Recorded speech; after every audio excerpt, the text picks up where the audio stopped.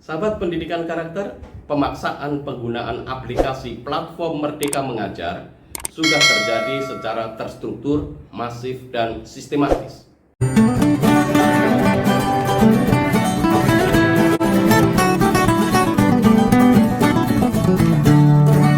Tanya Pak Doni saja.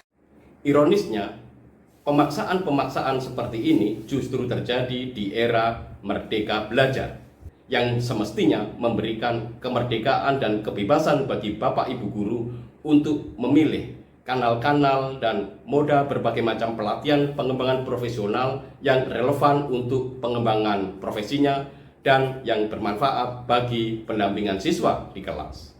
Padahal platform Merdeka Mengajar itu bukanlah satu-satunya hal fundamental di dalam pengembangan profesi guru. Berbagai macam pemaksaan yang terjadi di dalam pengembangan profesi guru, terutama di dalam pelaksanaan platform Merdeka Mengajar, justru akan kontraproduktif, tidak efektif, dan justru akan mengalihkan perhatian Bapak Ibu guru kepada pelayanan pendidikan untuk para siswa. Tugas utama guru yang seharusnya mengajar dan mendidik teralihkan menjadi sibuk administrasi, sibuk berlatih dalam platform Merdeka Mengajar. Dari kajian dan observasi saya melihat bahwa dampak terhadap pelaksanaan dan pemaksaan platform Merdeka Mengajar ini memang kontraproduktif dan justru sangat merugikan proses pendidikan kita karena para murid lebih banyak terabaikan. Ketika saya membahas masalah integrasi antara e-kinerja dari BKN, Badan Kepegawaian Negara, dengan platform Merdeka Mengajar, kalau kita perhatikan seluruh komentar dan tanggapannya, mereka sepakat bahwa pemaksaan platform Merdeka Mengajar ini sudah sangat tidak kondusif bagi pengembangan profesi guru. Bahkan sudah sangat menjauhkan guru dari tugas utamanya, yaitu mendampingi, mendidik, dan mencerdaskan anak-anak bangsa. Apalagi justru pendampingan dan pembentukan karakter itu tidak terbentuk karena guru disibukkan dengan berbagai macam pelatihan-pelatihan administratif dan pelaporan-pelaporan administratif melalui platform Merdeka Mengajar. Bahkan ada yang mengusulkan sebaiknya platform Merdeka Mengajar dihapuskan, lalu jangan paksa kami guru untuk berlatih di platform Merdeka Mengajar, jangan paksa guru untuk buat laporan-laporan administrasi, biarkan kami para guru fokus kepada pendidikan dan pengajaran ke peserta didik. Saya rasa kalau kita perhatikan berbagai macam tanggapan dari Bapak Ibu guru melalui media sosialnya Kemdikbud misalkan, atau juga kalau teman-teman membaca komentar-komentar di kanal YouTube saya ini, hampir semuanya itu menolak atau tidak menginginkan adanya integrasi antara e-kinerja BKN dengan platform Merdeka Mengajar. Ketika sudah ada banyak gelombang protes dari para guru terkait beban-beban administrasi yang harus dilakukan dan kesibukan-kesibukan yang sudah bisa dibayangkan ketika e-kinerja ini terintegrasi di dalam platform Merdeka Mengajar, dari pihak Kemdikbud alih-alih menanggapi keluhan dari Bapak Ibu guru, tetapi justru malah mengeluarkan surat edaran yang mengatakan bahwa guru tidak wajib melakukan PMM. Kemudian PMM tidak semestinya menjadi beban administrasi karena ini fitur-fiturnya menjadi alat untuk pengembangan yang memperkaya kinerja guru. Lalu waktu yang diberikan pun sangat luas, sangat panjang, bahkan dikatakan tidak terbatas. Lalu di dalam SE juga dijelaskan bahwa rencana hasil kerja ASN itu diberi tenggat waktu lebih panjang sampai 31 Maret yang rencananya pada awalnya sampai 31 Januari. Jadi sebenarnya kalau kita perhatikan isi SE ini sebenarnya tidak ada perubahan fundamental di dalam perspektif dan paradigma terkait keberatan Bapak Ibu guru dalam menggunakan platform Merdeka Mengajar. Yang menjadi persoalan itu adalah integrasi e-kinerja BKN dengan platform Merdeka Mengajarnya sendiri. Dan integrasi ini akhirnya menimbulkan pemaksaan-pemaksaan yang tidak perlu dan bahkan malah merugikan kinerja guru. Kalau keluhan-keluhan awalnya itu adalah e-kinerja BKN itu sebelumnya itu lebih rumit, lebih banyak mengunggah administrasi, mengapa bukan e-kinerja BKN-nya saja yang diperbaiki? Mengapa solusinya harus integrasi dengan PMM? Dan ketika ada banyak keluhan, ternyata ditanggapi dengan mengeluarkan surat edaran. Kita harus ingat bahwa surat edaran itu tidak mengubah norma di dalam peraturan. Karena itu, kalau pemerintah, Kemdikbudristek, dalam hal ini Dirjen GTK, sungguh-sungguh serius ingin menunjukkan bahwa Kemdikbud punya niat baik, bahwa platform Merdeka Mengajar itu tidak wajib. Fitur-fiturnya adalah alat yang dipergunakan oleh guru untuk memperkaya pengembangan profesinya. Lalu kemudian alokasi waktunya pun juga tidak terbatas, tidak dibatasi, sehingga tidak menjadi beban administrasi bagi guru. Sebaiknya Ibu Dirjen merubah surat peraturan dirjennya, bukan dengan memberikan atau mengirimkan surat edaran. Karena secara hukum surat edaran itu tidak mengubah peraturan. Jadi seharusnya kalau serius, yang diubah adalah perdirjennya yang memaksa Bapak Ibu guru membuat RHK, rencana hasil kerja, dengan platform Merdeka Mengajar. Karena apa? Karena kalau RHK tetap diintegrasikan dengan platform Merdeka Mengajar, maka di situ guru akan disibukkan dengan berbagai macam pelatihan-pelatihan, membuat video, sampai mengunggah hasil karya, yang kemudian itu menjadi syarat dikeluarkannya sebuah sertifikat. Ini tidak akan mengubah konsep masyarakat, konsep guru bahwa PMM itu adalah sesuatu yang memang sebuah tawaran, alternatif pilihan yang dibebaskan dan tidak diwajibkan.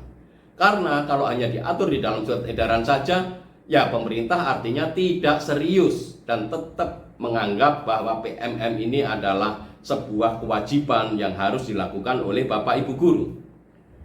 Juga kita perlu ingat, meskipun di dalam surat edaran disebutkan bahwa yang membuat RHK itu hanya ASN, tetapi mengapa di sekolah-sekolah swasta pun banyak kepala sekolah itu kemudian memaksa para guru untuk juga berlatih melalui PMM?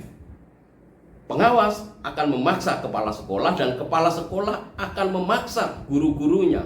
Meskipun ini kepala sekolah swasta yang harusnya memiliki independensi, kemerdekaan untuk mengembangkan sekolahnya. Mengapa ini terjadi? Ini terjadi karena praktik pelaksanaan PMM adalah salah satu indikator di dalam rapot pendidikan. Jadi selama platform Merdeka Mengajar dikaitkan dengan indikator di dalam rapot pendidikan, pengawas akan memaksa kepala sekolah baik itu di sekolah negeri maupun swasta untuk meminta Bapak Ibu gurunya melaksanakan pembelajaran di dalam platform Merdeka Mengajar, karena pemerolehan sertifikat guru lewat platform Merdeka Mengajar akan menjadi indikator bahwa sekolah itu adalah sekolah yang mau belajar. Pemaksaan-pemaksaan seperti ini justru akan kontraproduktif. Jadi meskipun di dalam surat edaran sudah dikatakan bahwa RHK hanya dilakukan oleh ASN, tetapi faktanya adalah karena pemanfaatan platform Merdeka Mengajar menjadi salah satu indikator di dalam rapot sekolah, maka pemaksaan demi pemaksaan akan terjadi. Bahkan ada sekolah swasta yang sangat keblinger. Pelaksanaan platform Merdeka Mengajar menjadi salah satu key performance indikator bahwa guru-gurunya mau belajar. Padahal kita tahu, platform Merdeka Mengajar sejak awal saya katakan bukanlah hal yang fundamental.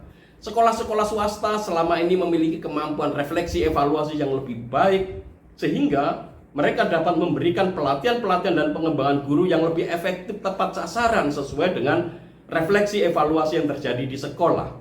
Apa urusannya pelaksanaan platform Merdeka Mengajar dengan kualitas hasil belajar? Kita tahu platform Merdeka Mengajar yang dilakukan secara daring itu lebih banyak pembelajaran yang memperkuat pengetahuan dan pemahaman saja, tetapi tidak mengubah praktik guru, apalagi hanya dibuktikan dengan bukti hasil belajar, unggah bukti hasil karya.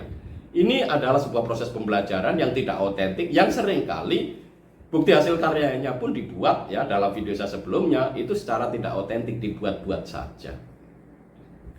Jadi sahabat pendidikan karakter, berbagai macam pemaksaan penggunaan platform Merdeka Mengajar ini menurut saya kalau tidak segera dibereskan akan semakin merusak pendidikan kita, karena pengambil kebijakan itu tidak paham apa sih yang paling penting di dalam transformasi pendidikan itu. Apakah banyaknya orang yang menggunakan platform Merdeka Mengajar adalah sebuah tanda bahwa proses pendidikan itu berhasil. Sahabat pendidikan karakter, keberhasilan sebuah satuan pendidikan itu dinilai dari dua hal. Pertama, keberhasilan di dalam mengajar anak-anak didik, berarti mereka memiliki prestasi akademik yang baik. Dan yang kedua, mereka mampu membentuk karakter peserta didik sehingga mereka menjadi pribadi yang bertanggung jawab, hormat pada orang tua, tahu tata krama dan sopan santun, dan mau senantiasa berbuat baik bagi orang lain. Pembentukan karakter dan prestasi akademik itu harusnya menjadi prioritas di dalam menilai sebuah rapot pendidikan, bukan melalui banyaknya guru yang sudah memperoleh sertifikat di dalam platform Merdeka Mengajar. Pemaksaan guru untuk berlatih di dalam platform Merdeka Mengajar sudah jelas berdampak bahwa guru abai pada tugas-tugasnya, lebih mementingkan kepentingan tugas-tugas administrasinya, dan akhirnya siswa itu dibiarkan tidak terdampingi. Bahkan di dalam kurikulum Merdeka terkesan seolah-olah siswa bolos, siswa tidak rajin, siswa tidak serius belajar, siswa melakukan pelanggaran-pelanggaran, baik itu pelanggaran ringan maupun pelanggaran berat, dianggap semua itu tidak ada kaitannya dengan prestasi akademik. Semuanya pada akhirnya akan naik kelas dan akan lulus. Apakah proses pendidikan seperti ini yang kita harapkan? Tentu tidak. Karena itu, platform Merdeka Mengajar yang sudah dilakukan secara terstruktur, masif, dan sistematis ini harusnya segera dihentikan.